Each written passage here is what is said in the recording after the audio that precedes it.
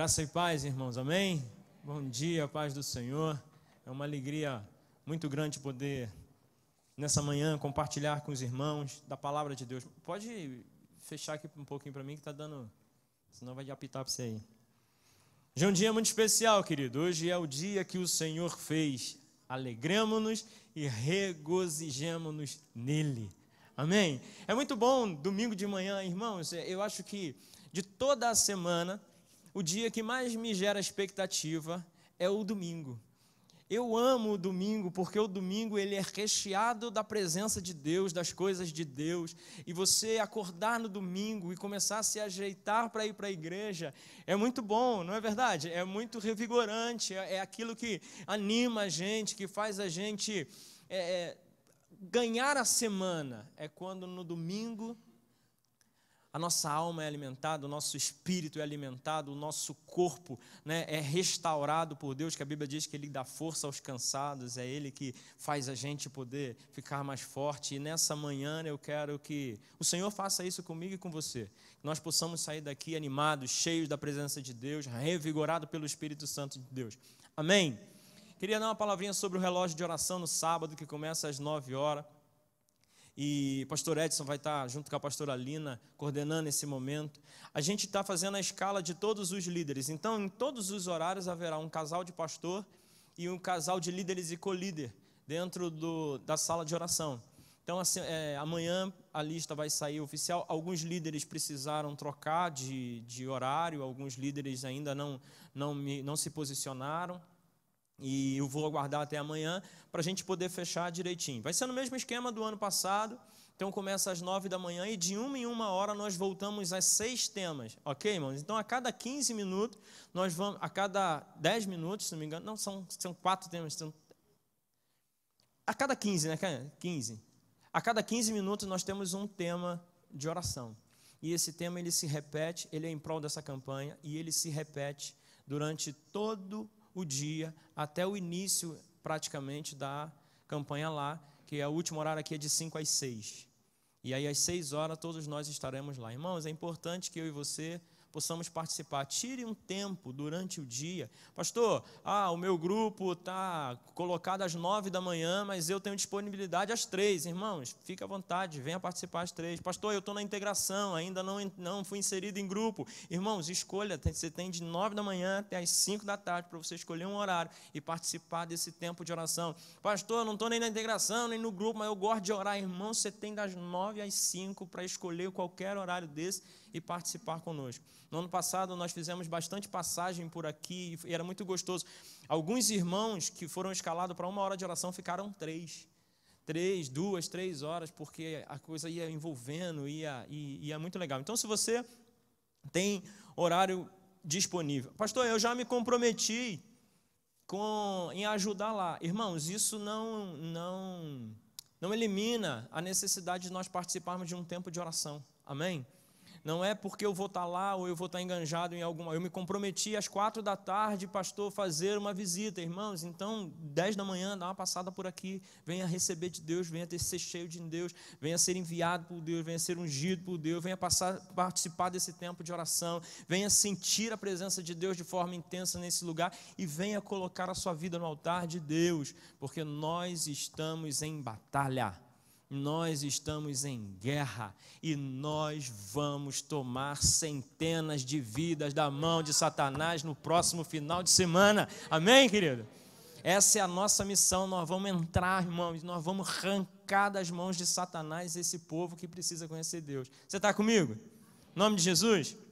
Queria convidar você a abrir sua Bíblia no livro de Atos, no capítulo 3 do livro de Atos. A partir do verso 1, Atos capítulo 3, a partir do verso 1. Essa palavra eu comecei a conversar com os líderes. Deus, quando tocou no meu coração essa palavra, era um tempo de oração pela campanha, era um tempo de oração pelos 12 dias de jejum que nós começamos na semana passada e que termina na sexta-feira e que todos nós estamos engajados. Amém, irmão? Amém. Glória a Deus, né, irmão? Uma meia dúzia aí, então tá junto, né? E eu estava orando por essa campanha, por todos esses alvos, esses objetivos, toda essa organização. E essa palavra veio muito forte ao meu coração. a necessidade que nós temos, irmãos, de prestar atenção e de entender que nós somos um milagre e que há um milagre esperando por nós. Nós somos os agentes de milagres de Deus.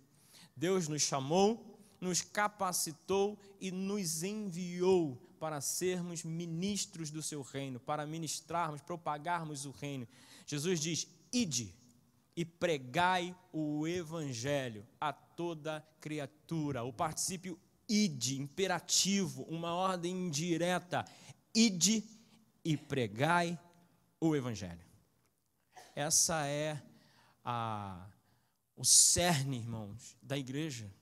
Essa é a missão principal da igreja. É muito bom quando nós participamos de muitas coisas e quando nós nos envolvemos com muitas coisas, recebemos muitas coisas, nos alimentamos com muitas coisas, nos preparamos com muitas coisas, mas nós não podemos esquecer, irmão, que de todas essas coisas, a nossa missão é: ide e pregai o evangelho. Somos evangélicos porque pregamos o evangelho de Deus. A Bíblia diz que eles cresciam, que eles se reuniam e que eles se reuniam na oração, no partir do pão, e eles estavam sobre a doutrina dos apóstolos, que nós hoje conhecemos como os evangelhos. Ide e pregai o evangelho. Ide e pregai a boa nova. Eu sou um agente de boa nova, você é? Em nome de Jesus. Atos 3, a partir do verso 1, diz assim. Deixa eu ver se eu estou na versão de vocês. Não, deixa eu botar para a gente ler junto. Pedro e João subiam ao templo para a oração da hora nona, ou seja, 3 horas da tarde, sol a pico, rachando na cuca, né, irmão? 3 horas é a hora que o dia está pegando fogo, fala a verdade, irmão. 3 horas da tarde, tudo que tinha que dar ruim começou naquela hora, não é verdade, irmão? Fala a verdade. 3 horas da tarde é a hora que a chapa esquenta com vontade, né? Porque quem não almoçou está morrendo de fome, quem já almoçou está morrendo de sono, está doido para ir embora, quem está trabalhando está doido para ir para casa tirar um cochilo, quem está em casa está doido para fazer alguma coisa porque não aguenta mais ficar parado. É verdade ou não é verdade, irmão? 3 horas da tarde é a hora que a gente cai em si e fala assim: agora ou foi ou vai. Não é verdade, irmão? Define-se tudo até 3 horas da tarde. Se você não fez nada até 3 horas da tarde, esquece. Nem a partição pública funciona mais depois disso, irmão. Você tem 1 horinha mais. E estava lá, Pedro e João subindo ao templo para a oração na hora nona, às 3 da tarde. Era levado um homem cujo de nascença, o qual punham diariamente à porta do templo chamada Formosa, para pedir esmola aos que entravam. Vendo ele a Pedro e João que iam entrar no templo, implorava que lhes dessem uma esmola. Pedro, fitando-o juntamente com João, disse: olha para nós. Ele os olhava atentamente, esperando receber alguma coisa. Pedro, porém, lhe disse: não possuo nem prata, nem ouro, mas o que eu tenho, isso eu te dou. Em nome de Jesus Cristo, o Nazareno, anda. E tomando pela mão direita, o levantou, e imediatamente os seus pés e tornozelos se firmaram. E de um salto se pôs em pé e passou a andar, e entrou com eles no templo, saltando e louvando a Deus. Viu todo o povo a andar e a louvar a Deus, e reconheceram que ele era o mesmo que esmolava a porta formosa do templo. E se encheram de admiração e assombro, porque isso lhe acontecera. Eu gosto dessa passagem, irmão, e ela me chamou a atenção, porque nós estamos falando aqui de um momento muito ímpar da igreja, um momento muito interessante da igreja. Esse é o primeiro relato de um milagre feito pela igreja, vamos chamar assim. É o primeiro relato onde a igreja realiza um grande milagre, irmão, relevante para aquela sociedade, naquele tempo e principalmente naqueles dias. Não era um milagre comum qualquer, não era um milagre simples, mas era algo que mudou todo o contexto de uma cidade, que mudou o contexto daquele tempo e deu muita força, porque esse evento, irmão, se propagou pelo mundo antigo. Pedro e João, colunas da igreja, e aqui eu quero com você imaginar, nós estamos há poucos dias, irmãos, do grande evento profetizado por Jesus Cristo, que foi o dia de Pentecostes, onde 120 irmãos, aproximadamente 120 irmãos, estavam reunidos em oração, segundo a palavra do Senhor Jesus. É importante a gente guardar isso, que segundo a palavra do Senhor Jesus, ficai em Jerusalém, até que do alto sejais revestidos de poder, até que desça sobre vós o Espírito Santo de Deus. Havia uma palavra de Jesus, uma ordem direta de Jesus: fiquem em Jerusalém, até que do alto sejais revestidos de poder. E esses homens estavam sobre essa palavra, 120 irmãos reunidos. De repente, um som como de um vento impetuoso tomou aquela casa, encheu aquele lugar. Aquele barulho foi ouvido por todos os que estavam ali. Línguas foram vistas repartidas sobre ele, e eles começaram a falar em outras línguas. Irmãos, nesse evento, após uma palavra de Pedro poderosa, 3.000 almas são convertidas a Cristo. Irmãos, 3.000 almas. Nós temos em assento aqui 600 lugares, mais ou menos, né? 500 e alguma coisa, 600 lugares, 580, por aí. 3.000 almas. São 6 vezes, mais ou menos, irmão, essa quantidade de assentos que nós temos aqui. Pensa, de uma vez só. Como é que ora por esse povo, né? Eu fiquei imaginando. Como é que bota a mão na cabeça desse povo todo? Pensa nesse batismo, que alegria. Passou 3 dias batizando o povo. Entra um, tchá, sai do lado de lá, tchá, sai do lado de lá. Os caras estavam mergulhando, já viu, irmão?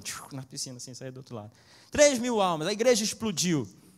E esses homens eram conhecidos como colunas da igreja. Pedro e João andaram com o Senhor Jesus, eram eles que tinham a palavra, a revelação, eram eles que tinham visto, eles tinham ouvido particularidades do Senhor Jesus, eram eles que estavam implantando a igreja. Nesse tempo, irmão, Paulo ainda não tinha se convertido, Paulo ainda estava fora do contexto. Eram esses homens que levavam a palavra de Deus, ela estava sendo divulgada. Ainda não haviam os evangelhos, as cartas enviadas, a palavra era de boca a boca. Eles iam devagarzinho, irmãos, eles iam fazendo, e Deus ia cooperando com eles e acrescentando cada dia aqueles que iam se convertendo. Irmão, 3.000 almas. A primeira igreja dos caras tiveram 3.000 cabeças. Estava lá aqueles homens. Irmão, nós somos 5 pastores de tempo integral e 7 pastores, né, trabalhando mais ou menos no projeto. Irmão, não dá para atender todo mundo. Tem dia que a gente passa o dia inteiro só conversando, tratando, resolvendo. Não dá. Irmão, é tanta coisa que aparece. Graças a Deus que está aparecendo, né, irmão? Porque a Bíblia diz que quando as coisas se revelam, elas são resolvidas. Né? A gente, antigamente, quando machucava, ralava o joelho, aí eu sempre fui mais fresco nessa história, irmão, sempre fui mais dramático. Eu queria colocar aquele curativo, ficava desse tamanho, né? O machucadinho era pequenininho assim, o curativo era desse tamanho assim. Aí minha mãe falava assim, tem que deixar exposto ao vento, senão não cura. Irmão, tem coisa que a gente tem que expor, senão não cura. Tem coisa que a gente tem que abrir, senão não cura. Aquilo apodrece, dá bicho, irmão. Fica ali, aquilo não cura nunca. E estava lá esses homens, cuidando desse povo. Pensa numa agenda cheia. Era desses 2 caras. Fala a verdade, irmão. Pedro e João eram os mártires, a coluna da igreja, Marte ainda não, mas a coluna da igreja naquela época. Eu fico imaginando que eles tinham muitos afazeres, que eles tinham uma vida muito agitada. E eu quero chegar com você num lugar nesse pensamento. Eles tinham uma vida agitada, eles tinham uma vida compromissada, eles tinham uma vida corrida. Irmãos, não devia ser fácil. Primeiro que não era algo simples pregar o evangelho. A gente não se reunia e botava uma placa na porta. O povo não podia botar uma placa na porta. Eram chamados de o do caminho. Logo depois eles são chamados de igreja. Mas eram os do caminho. Estava começando um conceito novo. Eles se reuniam de casa em casa. Havia uma perseguição. Lembre-se que Jesus, em pouco menos de 6 meses, mais ou menos dentro do período de 6 meses, havia sido crucificado. Ele que era o cabeça desse negócio, era ele que tinha implantado isso, tinha sido morto, crucificado. Todos aqueles homens estavam em perigo. Então não devia ser uma tarefa fácil, amém, irmãos? Até porque eles não ficavam o tempo todo no mesmo lugar. Além deles estarem correndo risco de vida, se reunindo e falando do evangelho, eles tinham 3.000 almas para tomar conta. E eles eram 11 nessa época, né, irmão? Mais ou menos os 11. Isso parece muito comigo e com você, não é verdade?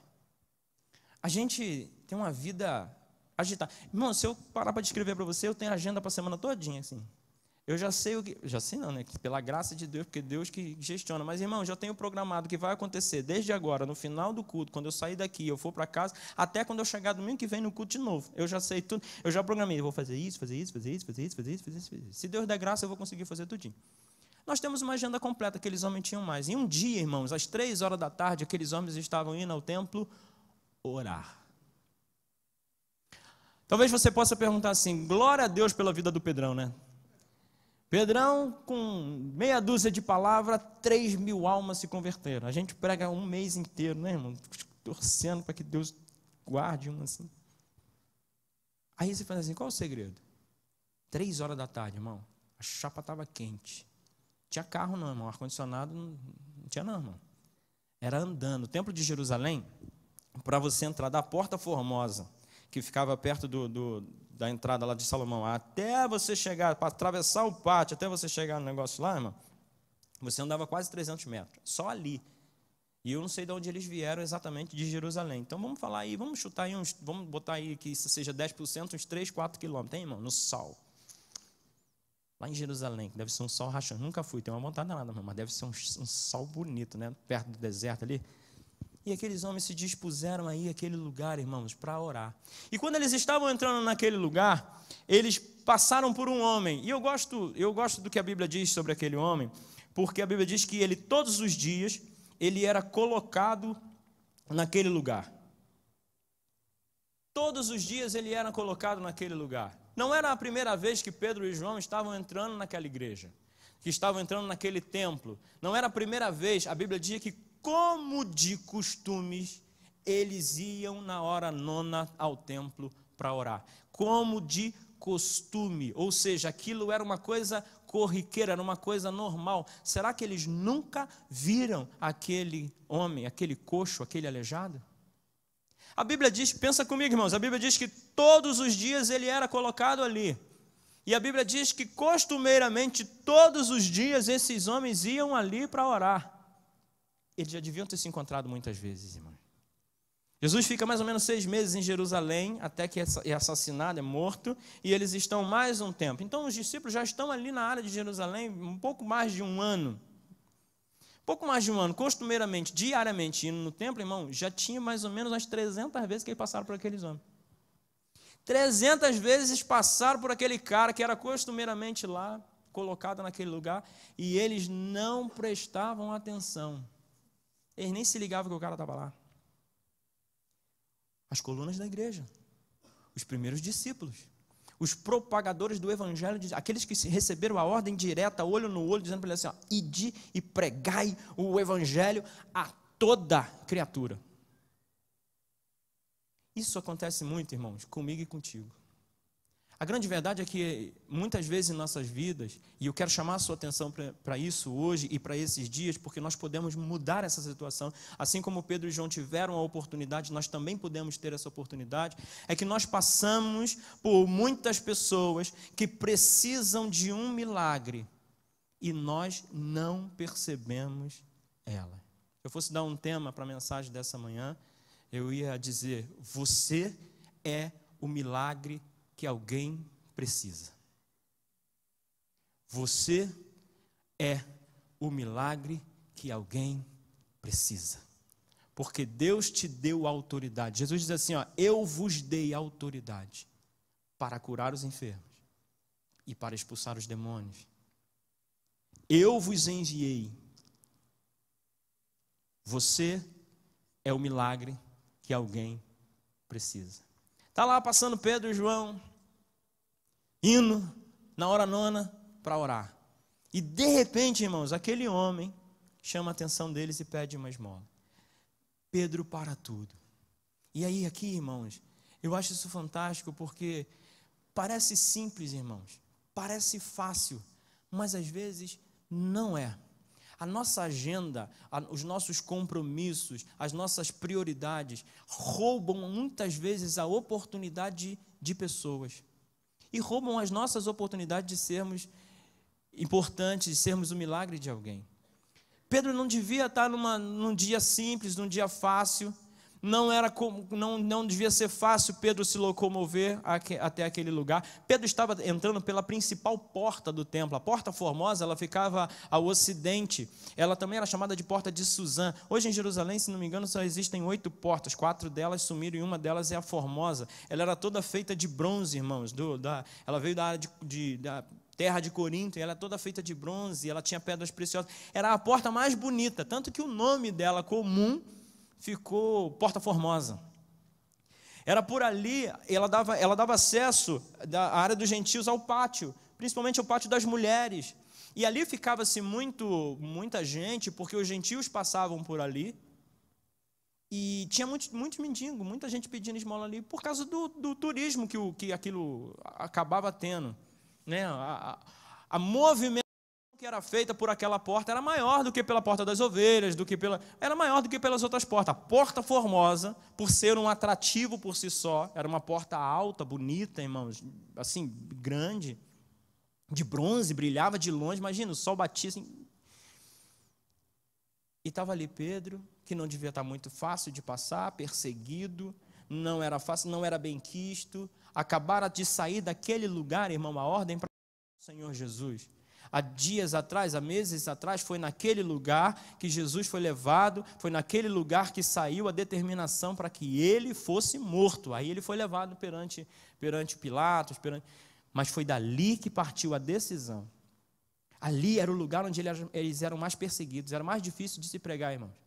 Ali era o lugar mais difícil de se locomover.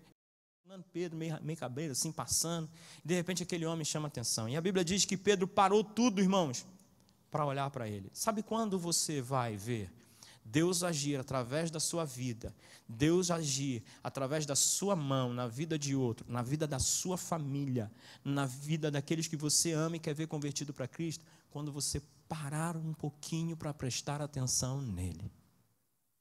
Precisamos parar para prestar atenção ao que acontece à nossa volta.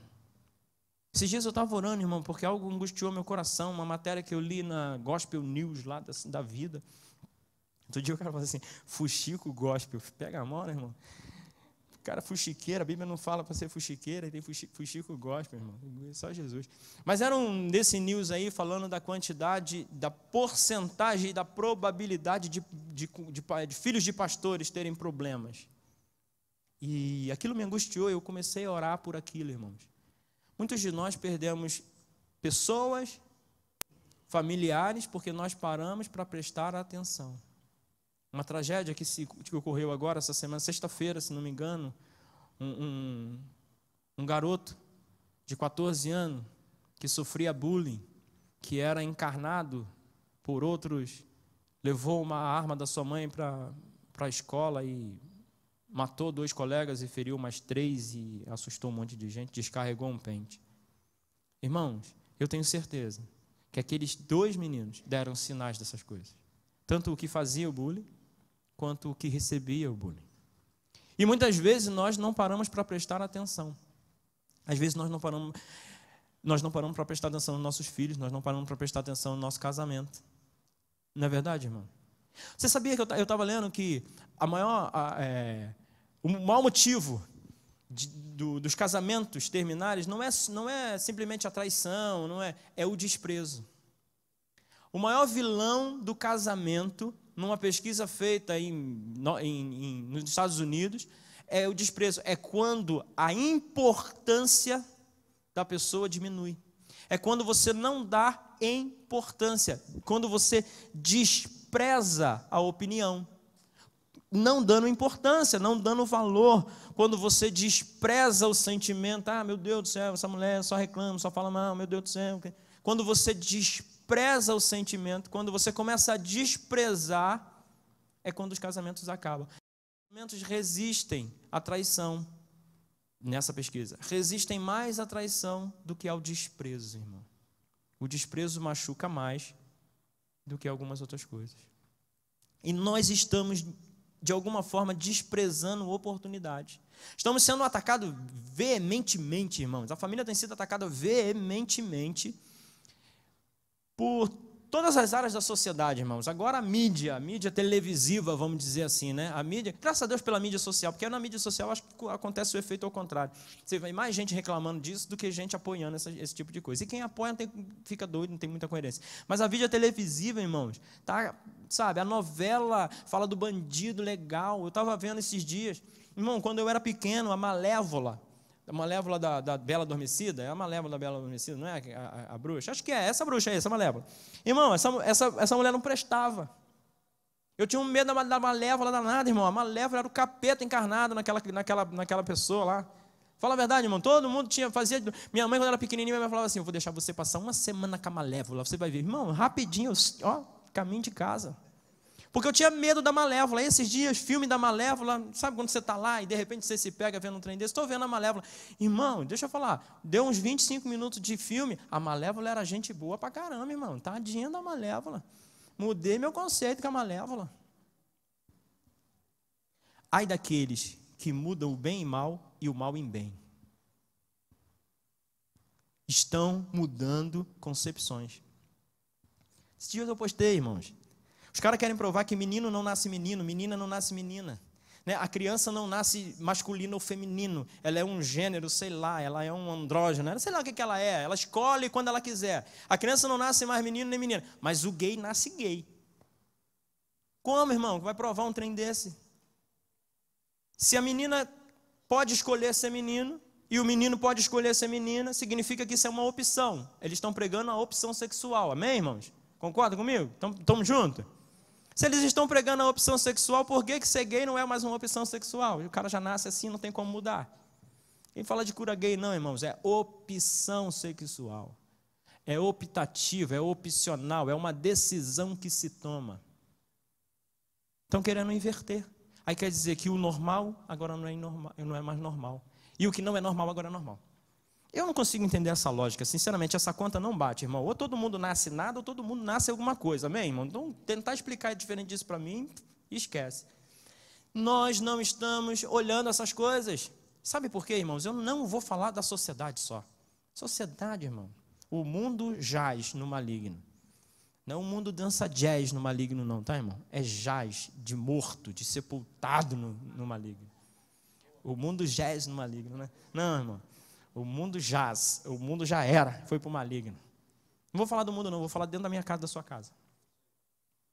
Você é o milagre que alguém precisa. E alguém que pode estar mais perto de você do que você imagina, irmão. Está lá Pedro e João passando, e aquele homem que eles viam sempre, o porteiro lá de casa, irmão, 7 anos no mesmo apartamento. 7 anos, 3 vezes 7, 21, mais de 21.000 vezes eu devo ter passado naquela portaria. Porque eu passo lá todo dia, né? Irmão, pensa comigo, mais de 21.000 vezes, agora eu fiz a conta, deu tempo para caramba, né, irmão? Passar rapidinho.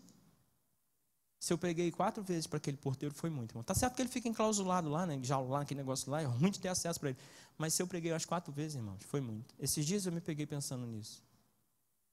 Levei 2 horas também para conseguir falar com ele, depois que isso tocou no meu coração, também eu preguei para todos eles, irmão. Falei para os 5. Lá e falei para ele lá. Dei um folhetinho, convitinho para ele lá. Falei, irmão, falei, tá falado, né? Agora Deus vai fazer. E o seu porteiro? E o cara lá que você passa todo por ele na recepção do serviço? Você mal e porcamente dá um bom dia para ele, quando não esquece, né, irmão? Quando não tá. Você é o milagre que alguém precisa. Aquele homem sentado lá, de repente, ele chamou a atenção de Pedro e de João. Pedro e João olharam para ele e ele pediu uma esmola. Aí Pedro olhou e falou assim: olha para mim. Irmão, olha aqui a importância. E aqui eu quero chamar a atenção para alguns pontos do texto. Olha a importância de você estar preparado para fazer a obra de Deus. Pedro diz para ele assim: olha para mim. Sabe aquelas perguntas, irmão, que eu sempre falo assim, ó, não faça nenhum movimento brusco, não olhe para o lado, não se caguete, permaneça olhando em mim, tá, irmão? Todo mundo olhando para mim. Será que todos nós podemos bater no peito para uma pessoa desviada, uma pessoa que ainda não conheceu o Senhor Jesus, uma pessoa que precisa de libertação na vida dela, que precisa ver uma vida de justiça, de honestidade, de integridade, como os jovens têm sido inculcado neles, né? Uma vida de integridade. Quantos de nós podemos bater no peito e nessa hora, quando isso é solicitado, dizer assim, ó, olha para mim. Irmãos, mantenha o foco, amém? Não olha para o lado não, baixa a cabeça não, irmão, fica com vergonha não, olha para mim. Pedro diz assim, olha para mim. Pedro diz assim, ó, eu não tenho prata, eu não tenho ouro, mas o que eu tenho, irmãos, eu gosto desse momento em que Pedro fala assim, mas aquilo que está em mim, aquilo que eu carrego, eu te dou. Em nome de Jesus Cristo, o Nazareno, anda. Ele nem falou levanta, irmão, ele falou anda. Pedro estava cheio de Deus. Pedro estava cheio de certeza, cheio de fé, cheio de autoridade. Pedro estava cheio da presença do Senhor Jesus Cristo. Pedro estava cheio de autoridade. E ele diz assim: olha para mim, porque eu vou dar para você agora o que eu tenho. De que nós estamos cheios, irmãos? O que tem enchido a minha e a sua vida? Como é que eu faço essa conta, pastor? Simples. É aquilo que você gasta mais tempo durante o dia pensando, falando e se movendo. Irmãos, nós temos compromissos, e não dá também para você ficar trabalhando o tempo dando aleluia. Não, tem hora que você... Não, irmão, não estou falando disso. Eu estou dizendo no tempo que você tem de escolha, no tempo que você tem. Do caminho de casa até o trabalho, irmão, da faculdade até onde você vai. O que você vai fazendo? Ah, pastor, eu vou, sei lá, eu vou aí pensando num funk. Irmão, pelo amor de Deus, paulista não gosta de funk não, irmão. É sertanejo, pior ainda, irmão. Eu vou ouvindo a sofrência. Pelo amor de Deus, irmão. Uma boa oportunidade que você perdeu, uma boa oportunidade de ir ouvindo uma boa mensagem, uma mensagem que alimente a sua alma, alimente a sua vida, alimente a sua fé e te faça alcançar os projetos de Deus. O que você faz quando o problema se apresenta? Eu sento e choro, pastor. Aguento não. Irmãos, pelo amor de Deus, a hora que o problema se apresenta, a gente se apresenta para ele e fala assim: oi, tudo bem? Meu nome, Júlio César. O que eu tenho, eu te dou, meu irmão. É fé. Vou resolver esses problemas aí. Irmão, problema a gente vai ter. O que a gente não pode perder é a disposição de enfrentar eles e de vencer com Jesus. Jesus não falou que ele ia te livrar de todos os problemas, mas ele falou que ele nunca ia te abandonar neles. Irmãos, é muito bom ter problema quando você está com Jesus. Sabe por quê? Você pode ter mais problema, mas solução, irmão, é certa e garantida. E aqueles homens olham para ele e dizem assim: olhem para mim, o que eu tenho, isto te dou. Eu queria que você parasse um pouquinho para você pensar em quantas pessoas você gostaria de ver aqui na igreja. Irmãos, pensa aí, vamos fazer um exercício. Pensa aí, imagina uma pessoa que você gostaria de ver aqui. Eu tenho, irmão, eu tenho uma dúzia delas.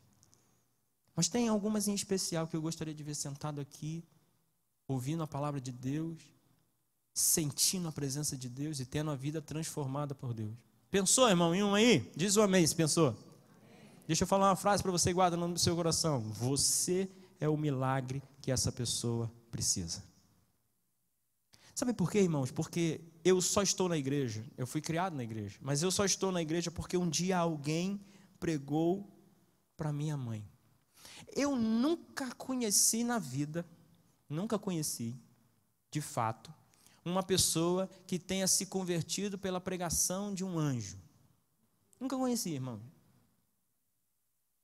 Alguém que tenha se convertido pela pregação, foi levado até o céu, arrebatado até o céu e lá se converteu. Eu não conheço, irmão. Eu já ouvi relatos de pessoas e não acho que isso é difícil não, tá, irmão? Isso é uma benção. Tem acontecido muito nos países do Oriente, né? As pessoas dizendo que estão vendo materializações de Jesus Cristo, e eu creio nisso, irmão, em nome de Jesus. Uma vez eu era batistão, aí eu tinha dificuldade com essas coisas, tá, irmão? Você que é batistão, olha para mim, presta atenção que eu vou falar para você.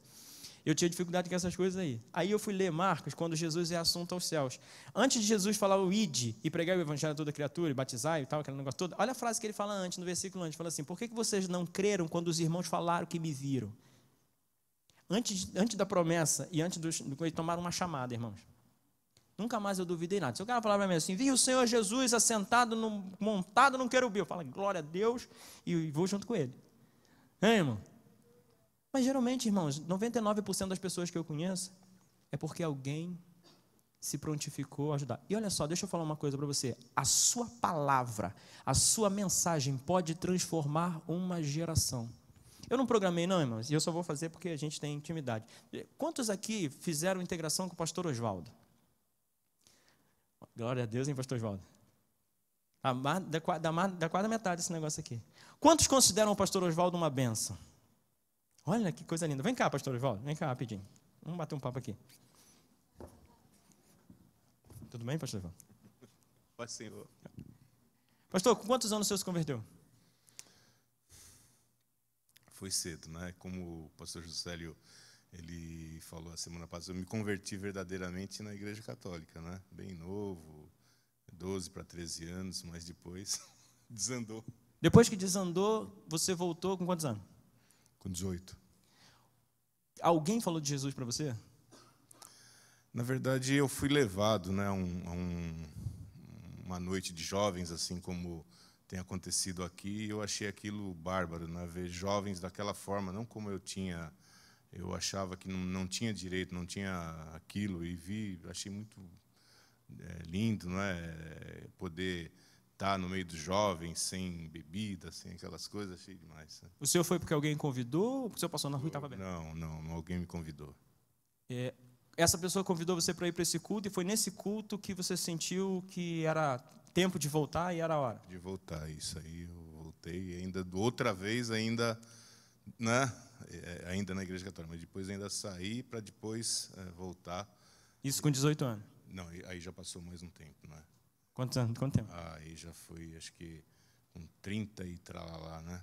E depois, graças a Deus, até hoje. Glória a Deus, aí não teve mais jeito. Obrigado, pastor. Irmãos, o que eu quero levar você a pensar numa coisa. O pastor Oswaldo é uma bênção para mim e para você, não é?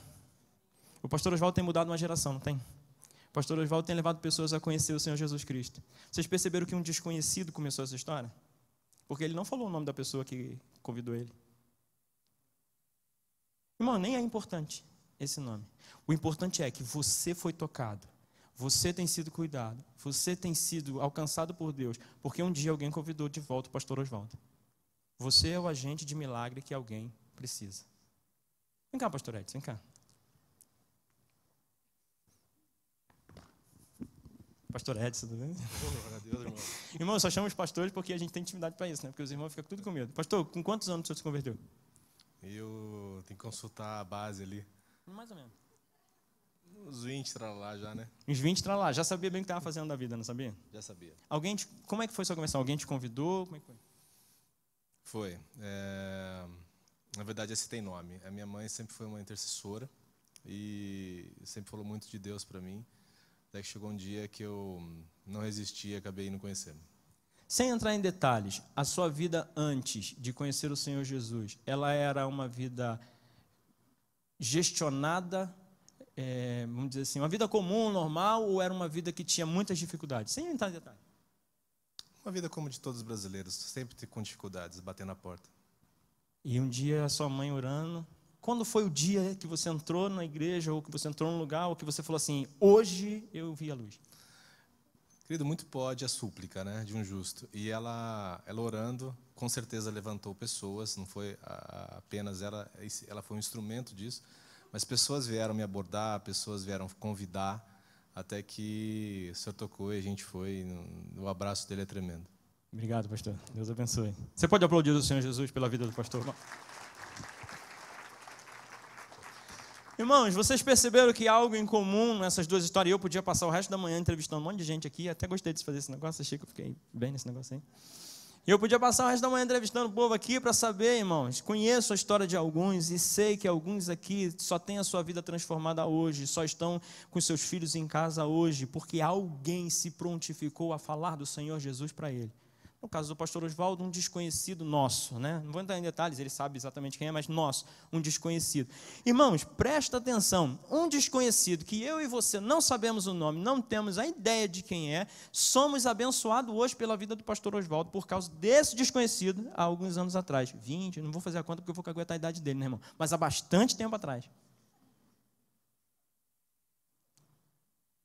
Irmãos, você é o milagre que alguém precisa. Eu quero terminar levando você a fazendo uma reflexão e depois nós vamos orar por um objetivo em comum. Mas, irmãos, nós estamos vivendo dias muito difíceis, onde já tinha sido profetizado, vamos dizer assim, que nos últimos dias seriam dias terríveis, porque os homens seriam, e aí começa avarento, amantes de si mesmo, presunçosos, e assim vai. E nós já estamos vivendo esses dias. Irmãos, o Senhor Jesus está às portas de voltar. Ontem eu estava num lugar onde eu podia ver um pouco muito bonito e eu fiquei imaginando Jesus voltando, irmão. E sabe assim, eu fico... irmãos, imagina agora você começar a ouvir um alarido, o céu se abrindo, sons de trombeta, e de repente a gente está aqui nesse lugar, e começa aquelas vozes de anjo, e começa aquele som, aquele alarido, o céu se abrindo, o Senhor Jesus voltando, dizendo: vinde benditos de meu Pai, para um lugar que eu vos tenho preparado desde a consumação do século. Irmãos, não há advento mais poderoso, não há advento mais aguardado, não há advento mais prometido do que esse, irmãos, e eu anseio com todo o meu coração o dia que isso vai chegar. Mas, irmãos, eu e você precisamos estar preparados para esse dia e alcançar pessoas para ir conosco. E esse dia está chegando, irmão. Falta muito pouco. Se a gente for estudar um pouquinho de escatologia, você vai ver que 99% das coisas que deveriam ser cumpridas já foram. Irmão, se o cara doidinho lá apertar o botão na Coreia do Norte, aquele míssil atravessava os Estados Unidos, deu, irmão. Jesus está voltando para buscar a sua igreja. Nós estamos sendo atacados de todas as formas, irmãos. Estão atacando famílias. O que estão fazendo com as crianças, irmãos, é covardia, é canalice, é cachorrada, é sem vergonhice. Eu vou parar porque senão me empolgo, né, irmão? O que estão fazendo com as crianças, o que estão tentando implantar nas famílias, irmãos, pelo amor de Deus, nunca achei que o diabo ia ser tão baixo. Nossa, essa foi ruim, né, irmão? Achei sim, irmão, sempre achei. Terríveis. Aí outro dia um rapaz olhou para mim e falou assim: pastor, estamos vivendo os tempos de Sodoma e Gomorra, né? Porque foi por isso que Sodoma e Gomorra foi destruído. Irmão, queria que você fosse em Ezequiel 16. Abre aí sua Bíblia em Ezequiel 16. Se você não conseguir abrir, eu queria que projetasse. Ezequiel, capítulo 16, verso 47. Acho que é isso. Ezequiel 16, 47.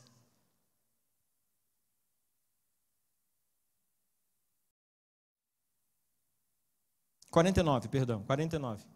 Projeta para mim. Olha só, irmãos, a gente sempre imaginou que Sodoma e Gomorra, e quando a gente fala em sodomia, a gente leva pecados de sexualidade. Concorda, irmão?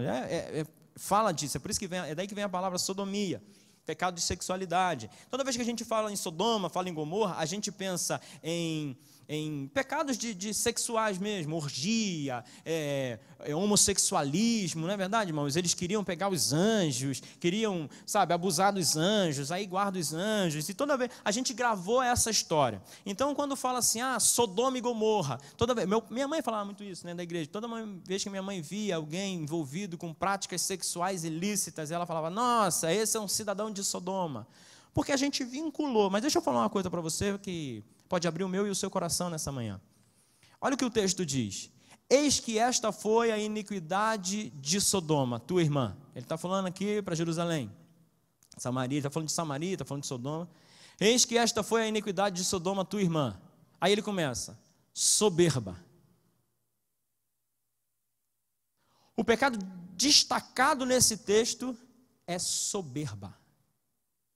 É quando a gente olha para o nosso próprio umbigo. É quando a gente só olha para os nossos problemas. É quando a gente só foca nas nossas necessidades. É quando a gente se acha melhor do que todo mundo. É quando a gente se acha mais importante do que todo mundo. É quando a gente acha que o mundo gira ao nosso redor. Nós somos o centro do planeta. Tudo tem que cooperar conosco, tudo tem que ser do nosso jeito. Se não é do meu jeito, eu não gosto. Se não é da forma que eu quero, eu não faço. Sabe, irmãos, quando o egoísmo, a soberba, e a gente se acha melhor do que é. Esse foi o primeiro pecado destacado.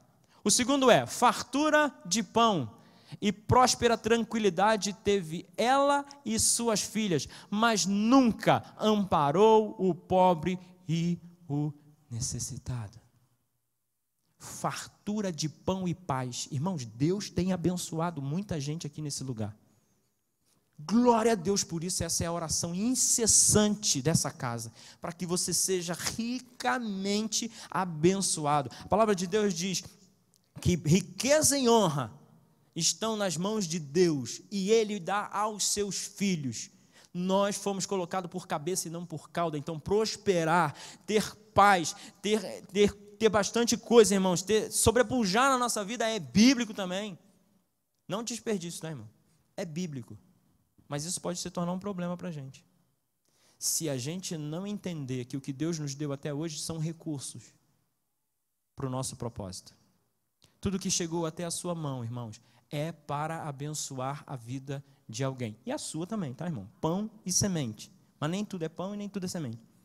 Mas é para abençoar a vida. Mas olha o pecado: soberba, fartura de pão e tranquilidade, mas ela nunca amparou o pobre e o necessitado. Próximo versículo.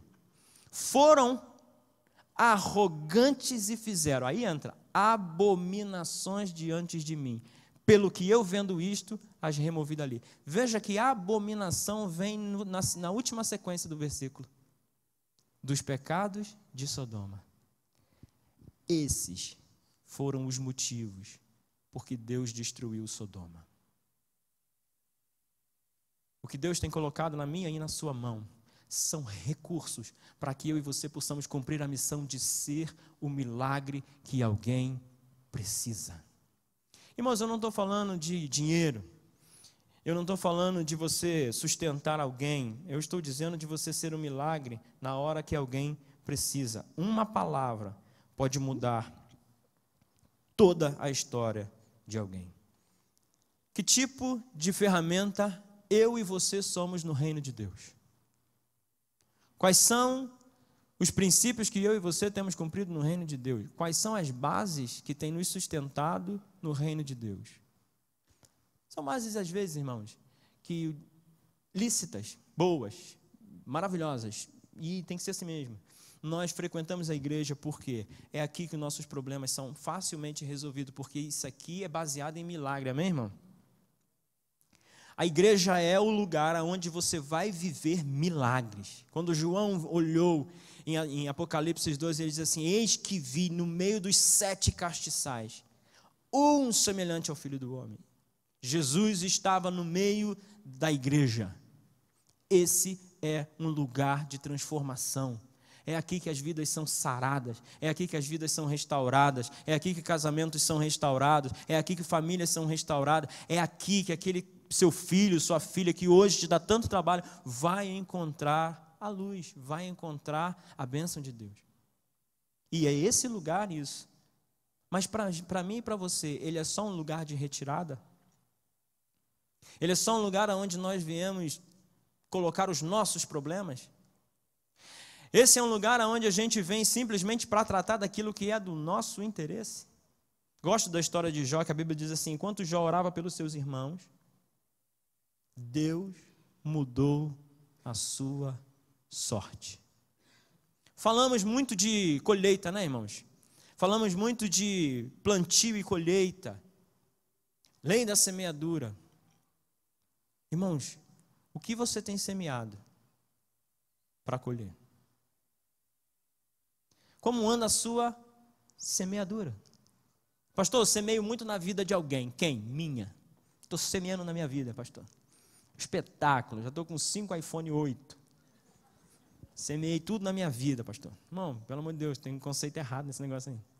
Não, pastor, eu estou semeando na vida de outro. De quem? Da minha esposa. Irmão, já repaginei umas 5 vezes, pastor.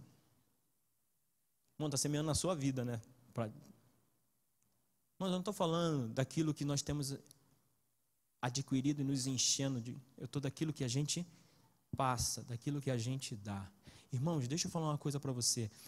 Não seja medíocre achando que você pode abençoar pessoas com o seu dinheiro. Deixa eu falar uma coisa para você. Guarda seu dinheiro para você, irmão. Deus te abençoe com ele.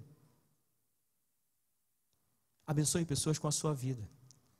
Quando o seu coração estiver com pessoas, quando as suas palavras abençoarem pessoas, com certeza seu dinheiro vai abençoar também, irmão, porque eles andam juntos. Eles andam juntos, não tem jeito. Mas abençoe pessoas com as suas palavras. Você é o agente de milagre que alguém está esperando, irmãos. Tem alguém caminhando em direção ao inferno, esperando a sua manifestação. Tem alguém caminhando a passos largos para o inferno, esperando a sua visita na porta dele, uma palavra que diz assim, ó, Jesus te ama. Irmãos, pregadores que têm mudado esse mundo, ouviram na boca de fumo lá, bandido, quando eram bandidos, alguém com um folhetim, com a palavra, Jesus te ama. Irmãos, não somos nós que fazemos a mudança na vida das pessoas, é o Espírito Santo. E ele só precisa de uma oportunidade. Irmãos, quantas e quantas vezes você entra nesse lugar e ouve uma ministração, ouve uma mensagem de 40 minutos e sai daqui com uma frase que Deus falou no seu coração. É verdade ou não é verdade, irmão? 40 minutos, o cara fala pra caramba. E se for um cara que nem eu, que fala rápido, que fala muito, meu Deus do céu, irmão. Aí você grava, às vezes, uma frase. Eu encontro irmãos que, às vezes, falam assim, pastor, eu lembro daquele dia que você pregou, que você falou isso, assim, assim, assim. Eu falei, meu irmão, eu falei tanta coisa. Sabe por quê, irmão? Porque Deus precisa de um instante, um momento e um coração disponível para alcançar outras pessoas. Irmãos, eu já falei isso aqui e volto a repetir. Deus não depende de mim e de você. Mas Ele nos deu a oportunidade de sermos úteis na sua mão. Irmãos, nós temos a missão mais linda. Os anjos queriam, irmãos, e Deus deu para a gente. Era fácil Deus converter o planeta. Dava para converter até o Paul Chong lá, o Godin, da Coreia do Norte lá. Era simples, irmão. Pensa comigo na cena. Abriu-se o céu. Hein? Trovão, raio, pá, explodiu, bum, bam, bam. De repente, irmão, passa aquela carruagem de anjo bonita assim, um anjão sentado num cavalo branco. Aí eu vou botar o anjo no cavalo. O anjo no cavalo branco, aquela espada dourada brilhando, e um monte de anjos atrás. E atrás, irmãos, assim, uma carroça braba, assim, cheia de capeta lá dentro. E os capetas dizendo, vou te pegar, eu vou te pegar. E aquilo gritando assim, blá, blá, blá. E aí aquele brado, aquela voz assim, aceite a Jesus, senão babou para você. Imagina, irmão, céu pegando fogo, vapo, e bum, e explode, e aí vem aquela carruagem, um demônio preso atrás, e o anjo, está vendo o que vai acontecer contigo aqui, se você não aceitar Jesus, e schlept no demônio, hein, irmão? Quanto tempo esse povo todinho se converter, irmão? Questão de minuto, é verdade ou não é verdade, irmão? Deus não depende de mim e de você. Essa é uma oportunidade que Ele me deu, que Ele deu para mim e para você, irmão, de fazermos algo pelo reino de Deus. Pessoas estão esperando. Deus podia... Irmão, ainda que Ele não fizesse essa festa toda que eu fiz aqui, botar demônio, aquele negócio todo, mas era só Ele abrir o céu, hein, irmão? Pensa comigo, abre o céu, assim, aquele céuzão bonito, aí numa voz lá de dentro, assim, irmão, aquela voz grossa, bonita, que eu acho que Deus tem, né? Pô, meu irmão, a voz é minha. Aí, Deus falando assim, a casa caiu. Ou tá comigo ou tá fora. Ei, irmão, quantos minutos para o povo tudinho se ajoelhar e se arrepender? Irmãos, Deus não depende de mim e de você, mas Deus nos deu essa missão, Deus confiou a mim e a você. Você é o agente de milagre que Deus escolheu para mudar uma geração. Você é o agente de milagre que Deus escolheu para salvar a sua família. Você é o agente de milagre que Deus escolheu para salvar os seus filhos, para salvar os seus pais, para salvar os seus amigos. Por causa de uma palavra, irmãos, uma geração inteira é mudada. Uma palavra pode transformar não só a vida, mas a vida, a família e a geração de uma pessoa. E eu e você fomos chamados para isso. Uma palavra. Você é um agente de Deus. Eu queria que você se colocasse de pé. E eu queria fazer algum exercício com você. Irmãos, a gente fala de semeadura e colheita. E nós precisamos aprender que no reino de Deus as coisas funcionam assim. A gente planta e depois a gente colhe. E nós precisamos plantar. No reino espiritual, o plantio é pela fé. Todo plantio, irmão, tem que ter fé envolvida. Mesmo que seja uma oferta, o seu dízimo, sua oferta, a oferta que você dá na vida de outros irmãos, aquilo que você faz fisicamente para alguém, precisa ser movido por fé. Amém? E eu quero fazer um desafio de fé nessa manhã. Eu queria que você pensasse em uma pessoa que você quer ver alcançada para Cristo nos próximos dias. Irmãos, Deus está neste lugar. O Espírito Santo está neste lugar. E Ele quer mostrar para você uma pessoa que Ele quer salvar. Eu queria que você pensasse nela agora. Feche seus olhos, irmãos, e pensa. Quem é? Se você pudesse escolher. Ah, irmão, se eu pudesse, eu ia naquele Rio de Janeiro. E eu ia de ônibus, irmãos. Eu ia de ônibus porque eu ia trazer uma turma muito grande que eu queria ver aos pés do Senhor Jesus, e ainda não estão. Mas eu vou ver elas rendidas ao Senhor Jesus, suas vidas transformadas, sua família transformada e a sua geração salva. Quem é a pessoa que vem no seu coração agora que precisa de um milagre? Eu queria que você pensasse nela, porque nós vamos orar por ela. Mas eu queria que você, de alguma forma, fizesse um compromisso, irmãos, com Deus. Às vezes, eu por exemplo, eu tenho meu pai está no Rio de Janeiro, meu pai já se converteu, meu pai já saiu da igreja um monte de vezes, e a maior vontade que eu tenho é de ver meu pai operando na igreja. Eu tenho um irmão meu, que não frequenta a igreja, foi criado junto comigo, meu irmão, nós temos a diferença de 1 ano. Irmãos, eu sonho com um dia em que eu vou ouvir aquele rapaz dizer assim: Júlio, Jesus me salvou a mim, salvou a minha família. E eu oro por ele, irmãos, eu oro incessantemente por ele. Mas eu não tenho condições de ir toda vez no Rio de Janeiro para pregar para ele pessoalmente. E pregar por telefone é um negócio meio complicado, né, irmãos? Apesar da gente fazer. Mas eu fiz algo com Deus, eu quero desafiar você, se você quer fazer também. Eu me comprometi a, nesses dias, irmãos, sábado nós temos a campanha, nós temos a conferência, e eu me comprometi com Deus. Eu vou pregar para que o irmão de alguém seja salvo aqui, para que alguém pregue, para que o meu irmão seja salvo lá.